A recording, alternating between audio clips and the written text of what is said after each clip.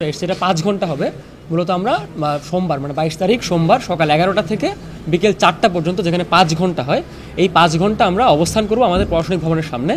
আপনারা এমনি জানেন যে দীর্ঘদিন ধরেই ঢাকা কলেজের ছাত্রদের মধ্যে ছাত্র সংসদ নির্বাচনের যে আকাঙ্ক্ষা এসছে, এই আকাঙ্ক্ষা কিন্তু বাস্তবিক অর্থে যে জুলাই আগস্টের যে গণ অভ্যুত্থান, সেই গণ অভ্যুত্থানের মধ্য দিয়ে গণতান্ত্রিক বাংলাদেশ পাওয়ার যে আকাঙ্ক্ষা, সেই আকাঙ্ক্ষার পরিপূরক হিসেবেই কিন্তু গণতান্ত্রিক ক্যাম্পাস পাওয়ার একটা আকাঙ্ক্ষা এসছে।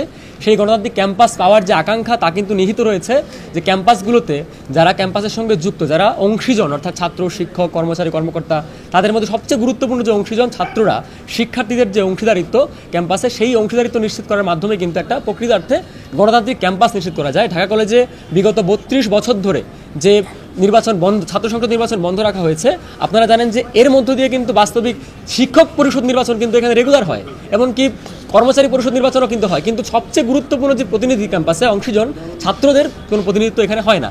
ফলে আমরা মনে করি এই প্রেস ব্রিফিং থেকে আমরা পরিষ্কার করে এই কথাটা বলতে চাই যে গত 30 বছর ধরে ঢাকা কলেজ প্রশাসন এবং ঢাকা কলেজের শিক্ষা কার্যক্রম তা সম্পূর্ণ অগণতান্ত্রিক প্রক্রিয়ায় চলছে। আমরা এই অগণতান্ত্রিক ব্যবস্থার বিরুদ্ধে প্রতিবাদ জানাই। 5 আগস্ট পরবর্তী সময়ে এই আন্দোলনের কোনো প্রয়োজনই ছিল না একটা গণতান্ত্রিক বাংলাদেশের দিকে যদি বাংলাদেশ হাঁটতো। ফলে এটা খুব দুঃখজনক যে ছাত্রদেরকে এখনও আন্দোলন করতে হচ্ছে সামান্য ছাত্র সংসদ নির্বাচনের জন্য আমরা কথা বলছি। ফলে এই সংবাদ সম্মেলন থেকে ঢাকা কলেজ ছাত্রদেরকে আমরা এই আহ্বানটা জানাই যে আপনারা যারাই মনে করেন, বিবেকবান মানুষ, যারা গণতান্ত্রিক মানুষ মনে করেন যে ক্যাম্পাসের যে দখলদারিত্বের পরিবেশ দীর্ঘদিন ধরে ছিল, ক্যাম্পাসের যে হল দখল, টেন্ডারবাজি, সিট দখল করা, ক্যাম্পাসের ডাইনিংয়ে যে দুঃশাসন, ডাইনিংয়ে খাবারের যে মানহীন অবস্থা, দাম যে বেশি, এবং ক্যাম্পাসে যে পরিবহন সংকট, ছাত্রদের যে বিভিন্নভাবে এই সংকটগুলোকে মোকাবেলা করতে হয়, এই সংকটের সমাধানের পথে কিন্তু ছাত্র সংসদ নির্বাচন একটা গুরুত্বপূর্ণ হাতিয়ার হয়ে দাঁড়াতে পারে আমাদের জন্য। ফলে আমি আবারও এই আকাঙ্ক্ষা ব্যক্ত করছি যে আগামী দিনে ছাত্র সংসদ নির্বাচনের মাধ্যমে ক্যাম্পাসকে সুষ্ঠু গণতান্ত্রিক পরিবেশ তৈরি করার লক্ষ্যে আমরা কাজ করতে চাই।